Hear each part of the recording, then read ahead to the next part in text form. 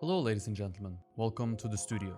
Today we will continue the work on our Kronos 3/4 scale maquette that we are using to finalize the design of our really big sculpture of Kronos. The majority of the design is already set, and if you subscribe and follow the channel, you might have seen the big sculpture, or at least part of it, being made already.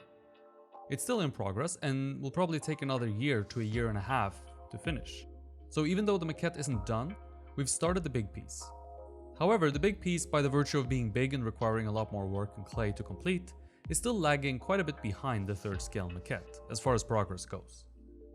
Because I based the next step in the process upon the step that came before it, providing that the step that came before was successful, I can work this way.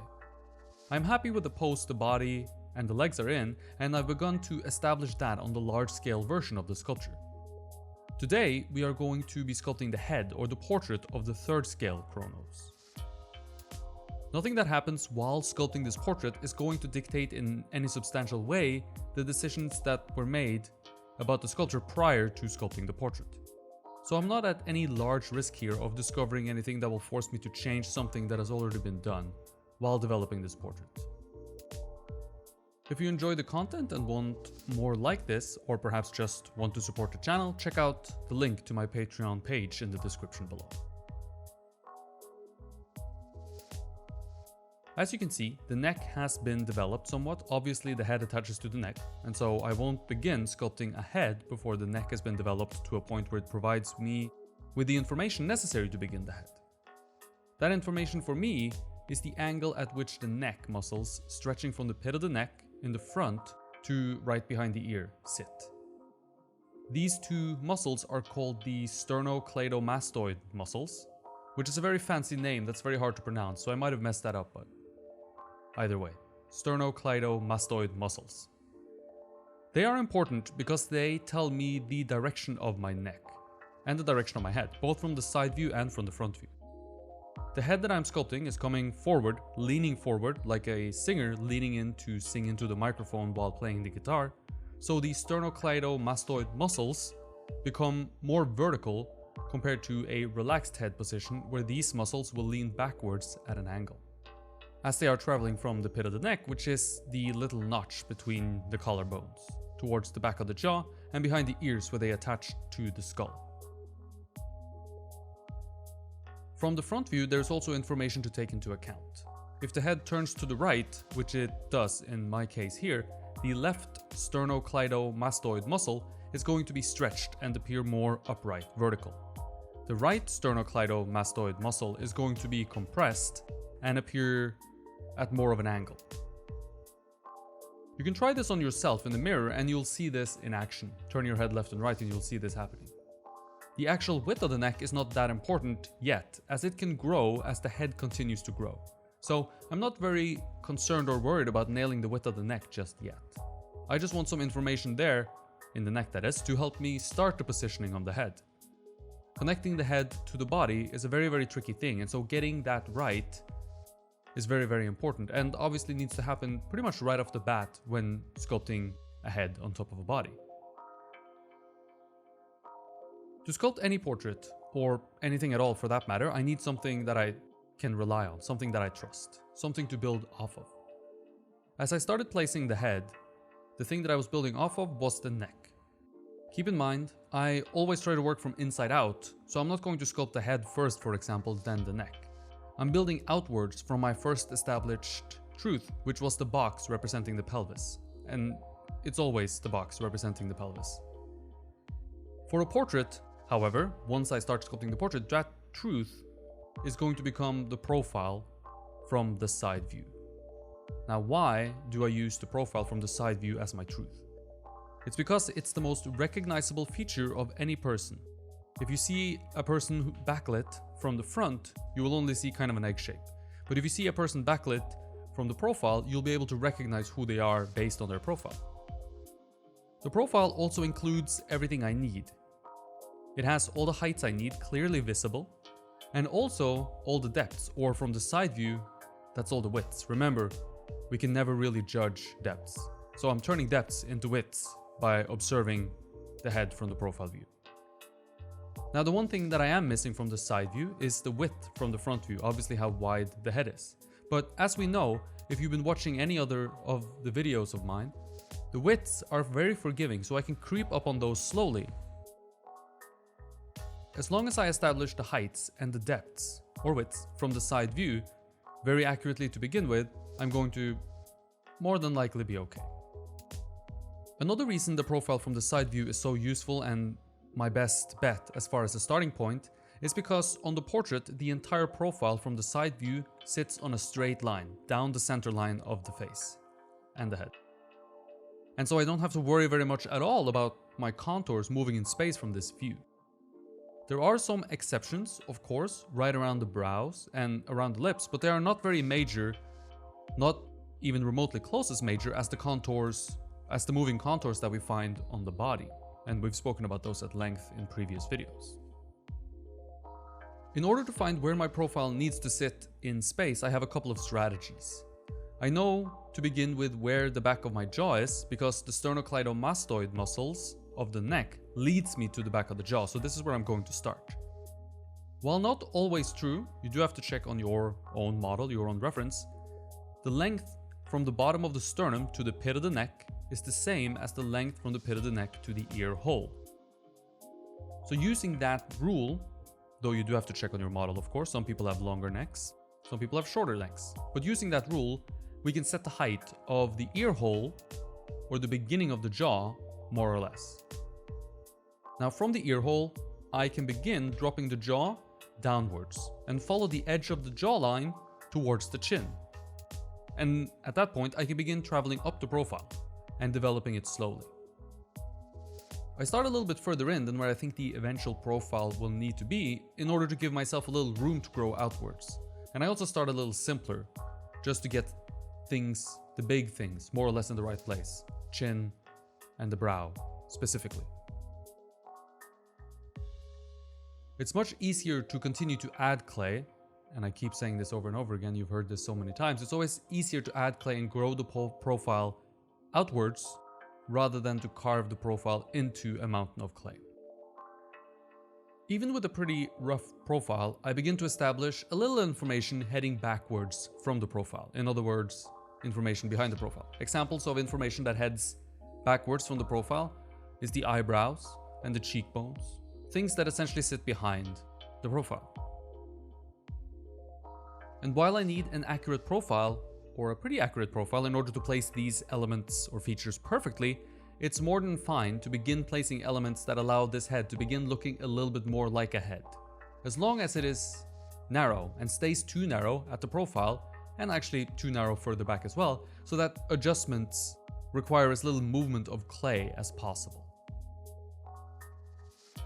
From time to time, you are going to see me placing a straight tool along the center line, running straight through the front of the face and work from behind the sculpture. And the reason I do this is because it's very easy and a very common mistake to make a portrait that has the face facing one direction while the skull faces slightly at an angle to it. So they're not essentially facing in the same direction. And this is not a very professional issue to have present on your sculpture. So by giving myself a very clear visual marker in the front that I can see from the back, I can place an accurate profile of the back of the head as well, making sure that the front and the back of the head sits along the same center line. It's the same thing that we spoke about in the body pretty much. The center line in the body, however, represents the spine, and so the spine obviously needs to be in the same place from the front view as well as in the back view. While the center line of the head doesn't really represent anything specific, it's just a visual representation of the center of the head, you will be hard pressed if you go out on the street to find a lot of people walking around with their face at an angle in relationship to their skull, though I'm sure you can find some. So a center line that's the same from the front and the back of the head helps us to avoid this issue. Speaking of center line, if I do this whole process right, the center line will be present at pretty much all times. The center line works for me like an anchor and it keeps me honest. There's no way I can place the mouth and the brow line at an angle to each other if the center line is there showing me clearly that this is the case. In this sense, the center line is kind of like a painful visual tool and it will expose all your mistakes.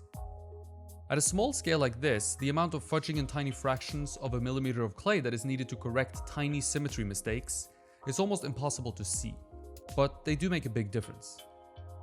All the features of the face should sit, at least the bony features of the face, should sit at a 90-degree angle perpendicular to the center line. If the center line isn't straight, we will end up with a head that looks soft and bent like a banana. A major issue for me in sculpture is weak structure. And a centerline forces you and me and reminds you to keep an eye out for errors in structure. Try to be almost mechanical or architectural when dealing with structure, and err on the side of slightly more symmetry rather than slightly less symmetry when you are dealing with a subject where asymmetries are present. In sculptural form, symmetry is going to read a little bit better, and asymmetries will stand out like a sore thumb compared to what they do on real-life people. The profile is my reference for information that happens behind it. At the same time, so is the ear hole, or more accurately actually, perhaps the tragus. The tragus is that little triangle shape in front of your ear hole. Now by cross-referencing the profile and the tragus, I can pinpoint where the information like the back of the eye socket needs to sit as far as height and depth goes. Keep in mind that when I mention depth here, I'm talking about the depth of the face from the front view, but I'm observing from the side view, so depth is really width. Also remember that I'm not overly concerned with widths of the head from the front view at the moment, as I keep adding those slowly, while developing more sensitivity in the information that's visible to me from the side view. From the side view, the width of the head is depth, and so I can't properly observe the width of the head from the side view. So I keep checking things from the front to make sure that I don't go too far while adding clay, so I get a head that's too wide. I also check from the front that the widths are developing in relationship to each other. In other words, if the cheekbones are the second widest part from the front, the skull right behind and above the ear being the widest point from the front, I make sure that that's the case, always, even while the portrait is way too narrow. I do this so that everything appears as correct as possible, even if it's still in progress and it's too narrow. This helps me visually, as my sculpture, even while too narrow, visually appears more like my subject compared to if I didn't do this and just built out the jaw as the widest point, for example, even though the jaw is the third widest point. So I try to keep all these bony points in relationship to each other while building out.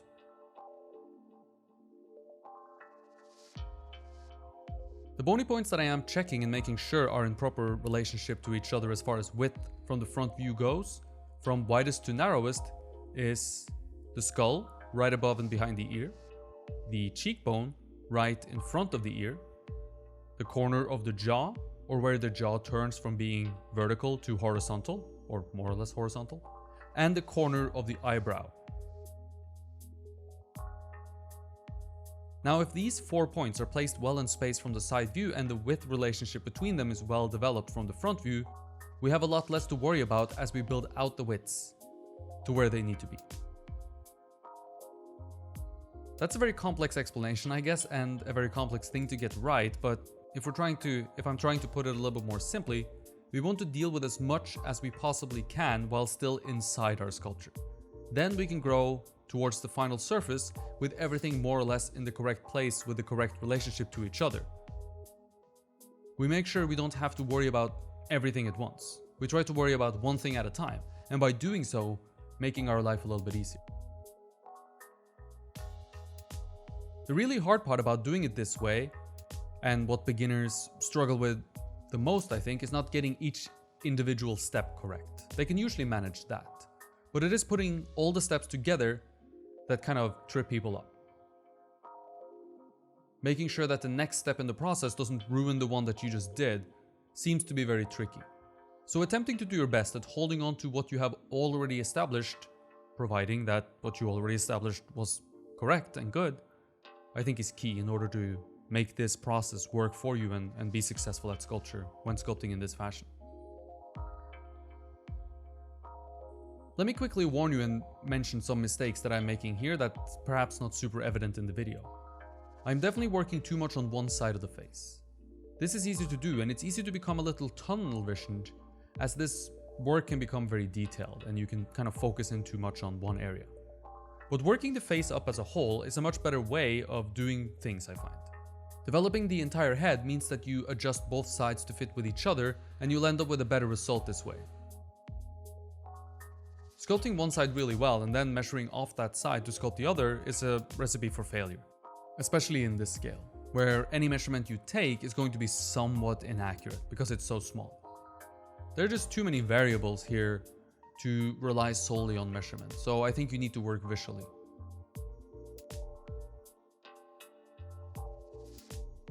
It's also easy to only work the side that's easy to get to with your dominant hand. I'm right-handed, and so it's much easier for me to work the right side of the face compared to the left side of the face. Right side on the video, that is, which is my sculpture's left side. One thing, however, that I'm doing well is keeping the entire portrait growing, at least on one side, as a whole head. Getting too face focused will often lead to an end product where the face is too dominant and there isn't enough skull behind it to support it. Even if your model has hair, I would begin to develop something resembling a skull, or a skull with hair for that matter, to make sure that the size of the face has a good relationship with the rest of the head and it's not becoming too large or too small. Another thing that's going pretty well here is that I'm developing the information behind the profile at a slightly slower pace than I am developing the profile. So I'm letting the profile dictate what happens behind it. What I need and use as my truth is being developed one step ahead of everything else, so that what I need to reference off of is always slightly more correct than everything else. I think this is a good habit to get into when it comes to the body as well, and it coincides with the whole working from inside out mantra that you've heard me preach several times in this video series already.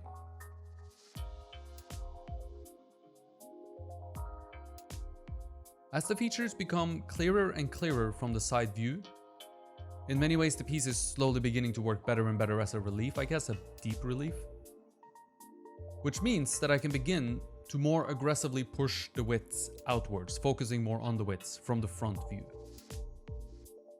I try not to do one thing at a time, so I'm kind of jumping from the side to the front and back, developing both a little bit at the same time. But as more and more is seeming to be pretty much in the right place and looking pretty good from the side view in terms of heights and widths, I can work more on developing the widths from the front.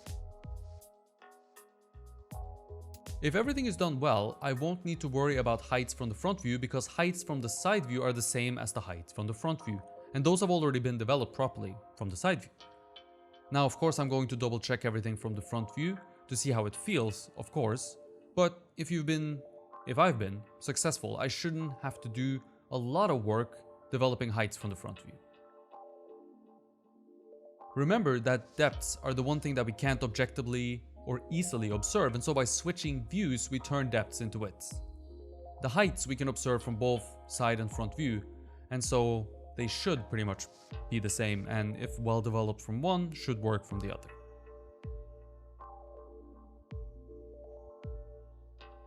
The work becomes more and more intricate as more and more things are correct. So I'm working big to small. There's always a balance to strike when it comes to when to develop more intricate and detailed information. Do it too early and you might need to destroy it in order to get the big things right. Wait for way too long and your sculpture might never get as specific as you would like. It will be too simple. So this is tricky and not something that I can provide you with an easy answer for how to do. This is more of an experience thing than anything else.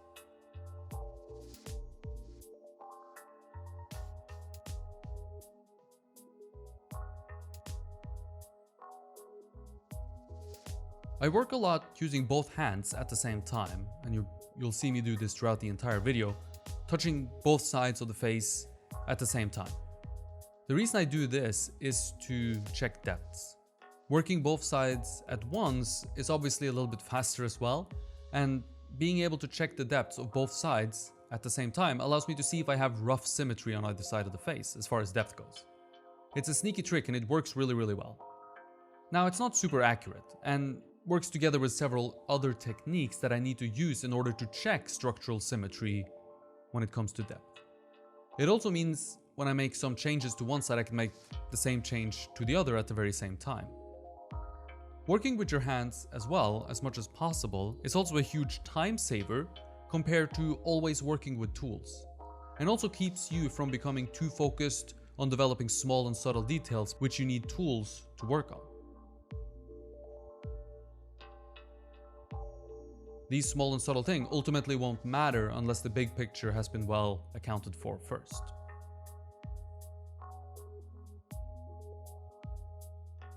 Speaking of other techniques to check symmetry, several times during the video, you'll see me becoming a lot taller all of a sudden. Now, this is not a sudden growth spurt, but a step stool that I step on. And this stool allows me to stand taller, which is important if I want to look down on my piece. Looking down, or actually looking up as well, on your sculpture provides you with a clearer view of depth. I use this tactic to make sure that all my features have symmetrical depth. The eyebrows need to be at the same depth. Same thing goes for the cheekbones. Same thing goes for the back of the nose, or the back of the mouth for that matter. If you're looking from above, these features do not only need to be at the same depth, but that depth must be perpendicular to the center line. Now imagine if we were to draw lines between the features that we are checking and the center line that we have running through the face.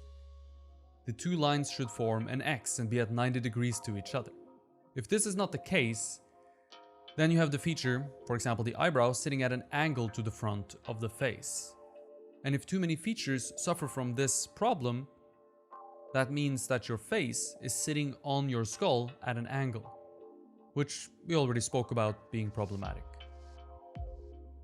So the features must not only be at the same depth on either side of the face, they must also be at a 90-degree angle to the center line, and they must all be at the same 90-degree angle to the center line in order for them to be functioning together as a unit, not individual features at individual angles. This has to do with structure, and as you know, by now I hope, I believe structure to be the foundation of any good sculpture.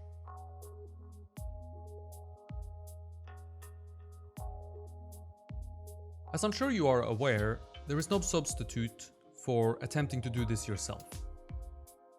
The technique you are going to develop, even if you follow all my videos to a T, is going to be different to the way that I do things, even if the base knowledge and concepts that you use and base your technique on is the same. Every one of us is somewhat different, and the way we end up doing things are going to be somewhat different. The only way to find the way that's going to work for you is by doing it, however. But having a solid base, a process, or a method to lean on when things begin to slip is very helpful and very, very reassuring. Think of it like the foundation of a house. It needs to be strong. And if there's anything I think I can, somewhat at least, help provide you with, it's hopefully some motivation to try this at home for yourself, and hopefully a foundation, a strong foundation which you can build your own technique upon.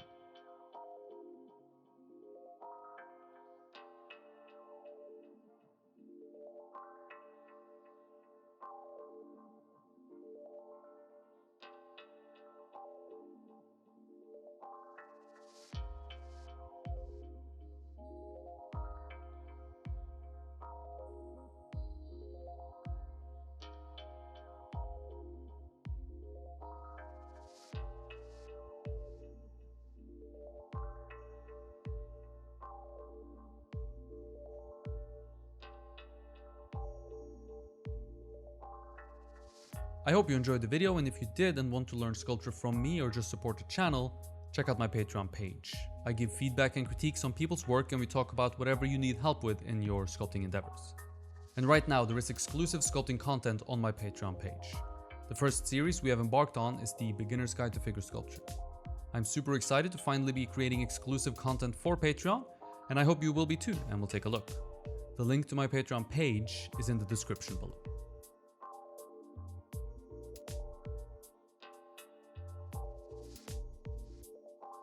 Thank you for watching, and stay tuned for a new video next Thursday. Hit the subscribe button and the bell to be notified whenever a new video comes out. If you enjoyed the video, click the like button and share it with your friends and family. It helps me out a lot. Thank you for watching, stay creative, and I hope to see you in the next one.